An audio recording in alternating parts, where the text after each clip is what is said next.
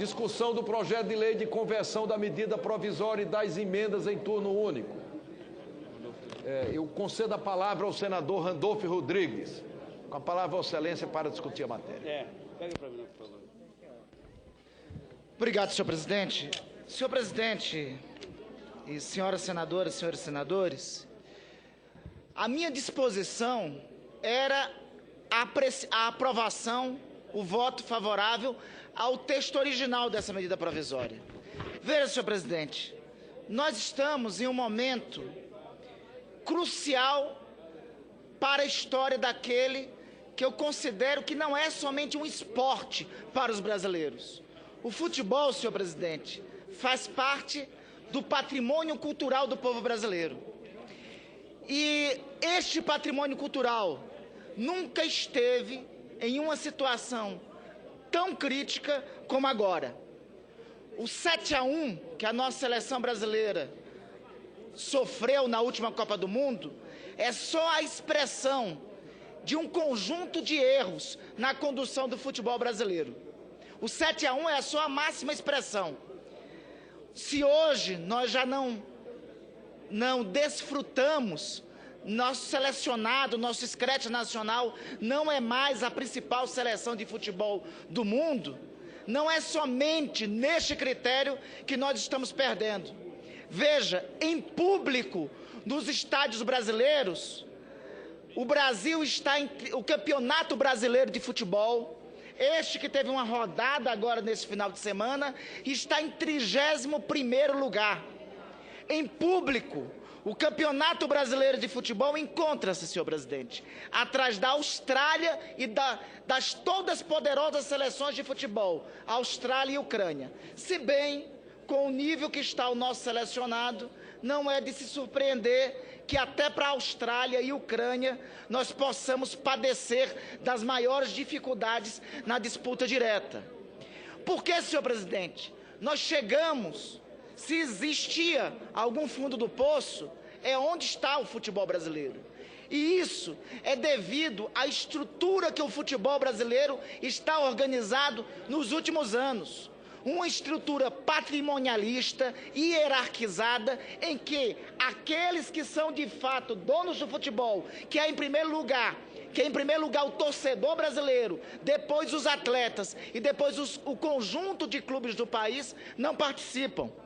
Veja, senhor presidente, grande parte, 70% dos jogadores profissionais de futebol no país passam 8 meses sem disputar qualquer tipo de competição.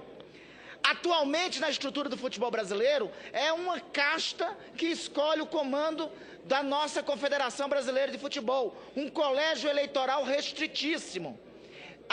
Por falar nisso, Confederação Brasileira de Futebol, não vou entrar no mérito do que já temos sofrido de o penúltimo presidente da federação, da confederação, o senhor José Maria Marim, nesse momento hoje está atrás das grades lá na Suíça, aguardando o julgamento para ser transferido para os Estados Unidos. E diga-se de passagem, foi necessário o FBI americano fazer o que nós não conseguimos fazer aqui no Brasil, porque à luz da legislação brasileira, esse senhor José Maria Marim, há muito tempo já devia estar atrás das grades. Foi necessário o FBI americano fazer o nosso papel. Por falar em CBF ainda, senhor presidente, nós padecemos de uma circunstância única aqui no Brasil. O selecionado de futebol, a mesma federação que cuida do selecionado de futebol, é que organiza todos os campeonatos, da Série A do Campeonato Brasileiro até a Série D. Isso não acontece hoje, principalmente, senhor presidente, onde o futebol está mais evoluído que o nosso. Isso não acontece na Alemanha, onde a Deutsche Fußball-Bund é responsável somente pelo selecionado nacional. Isso não acontece na Inglaterra, onde são as ligas que organizam os campeonatos e o selecionado nacional, somente o selecionado nacional é de responsabilidade da federação. Isso acontece somente nessa estrutura carcomida e arcaica do Brasil. O que acontece? Nós paramos de produzir craques no nosso futebol? Em absoluto. Nós continuamos sendo o mesmo celeiro de craques que fomos nos anos 50, nos anos 1950, 1960, 1970, 1980, com a belíssima geração da minha geração, Zico, Sócrates, Falcão, Éder e tantos outros. O que ocorre é que nós não temos direção digna para o futebol brasileiro. Por isso, essa MP vem tratar disso, senhor presidente, e tratar também de algo que eu considero fundamental, que é a repactuação das dívidas dos clubes, mas a partir de outro patamar, de um patamar dos atletas, do patamar de uma participação mais ampla do conjunto dos clubes nas decisões do futebol brasileiro. Nesse sentido, eu quero destacar,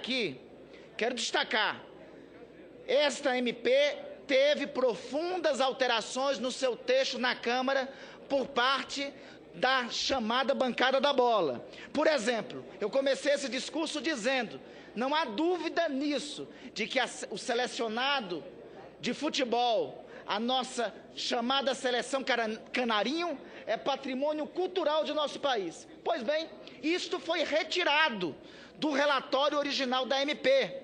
Foi retirado porque isso abriria espaços maiores de fiscalização sobre a CBF.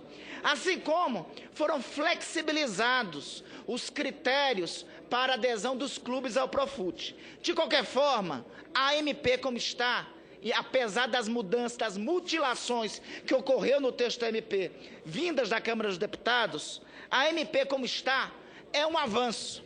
E é um avanço em especial, e aqui eu quero saudar, porque no futebol brasileiro hoje tem uma novidade. Se há uma novidade que nos traz e nos enche de esperança no futebol brasileiro, é o Bom Senso Futebol Clube.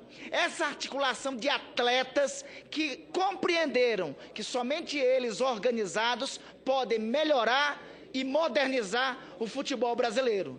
Essa é a novidade que está. Aliás, as duas novidades do futebol brasileiro dos últimos 30 anos foram hoje o Bom Senso Futebol Clube e nos anos 80 a Democracia Corintiana, que contribuiu não somente com o futebol, mas contribuiu também com o Brasil.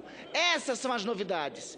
Repito, senhor presidente, essa MP, esse texto não é ainda o ideal para melhorarmos e aperfeiçoarmos o principal esporte desse país, o patrimônio cultural de nós todos. Ainda não é o ideal, mas parodiando aqui o bom e velho mestre deputado Ulisses Guimarães, não é o ideal, não é o texto perfeito, mas será a luz de lamparina na desgraça que está hoje o futebol brasileiro. Olha, pior do que chegou o nível do nosso futebol, não acredito que seja possível. O que vai estabelecer no texto dessa MP, que é o fair play financeiro, que a exigência e a apresentação de certidão negativa de débitos e certidão de FGTS como requisito para inscrição na competição sob pena do rebaixamento, é um avanço que tem que ser saudado. O fair play trabalhista junto aos atletas, que é exigir dos clubes a comprovação de quitação de salário e direito de imagem como requisito para inscrição na competição, sob pena de rebaixamento, é uma outra conquista importante desse texto. O estabelecimento de critérios de democracia e transparência nas entidades de administração e prática do esporte é outra conquista que deve ser saudada. O estabelecimento do direito de participação dos atletas, com direito a voto nos conselhos técnicos, que decidirão sobre o regulamento das competições, é outra conquista que deve ser saudada. A definição com clareza do ato de gestão temerária e o estabelecimento de responsabilização aos dirigentes que o praticarem, é outro dos avanços que devem ser saudados a essa MP. Eu espero, sinceramente, senhor presidente, eu queria aqui, para concluir, saudar a atuação do Bom Senso Futebol Clube, que foi a partir do diálogo do bom senso e do diálogo com o governo que veio o texto original dessa medida provisória. Saudar o trabalho do primeiro relator, o deputado Otávio Leite, e do nosso relator aqui no Senado, o senador Sérgio Perrella. E esperar, concretamente, que da CBF tenha uma compreensão Falei o quê, cidadão? Zezé Perrella, perdão, Perrella. desculpe, senador Perrella. Falei tudo. Senador Zezé Perrella, destacar e esperar, sinceramente, que por parte da Confederação Brasileira de Futebol haja uma compreensão inequívoca de que o futebol brasileiro não pode passar, o torcedor brasileiro não pode passar mais vergonhas do que já tem passado.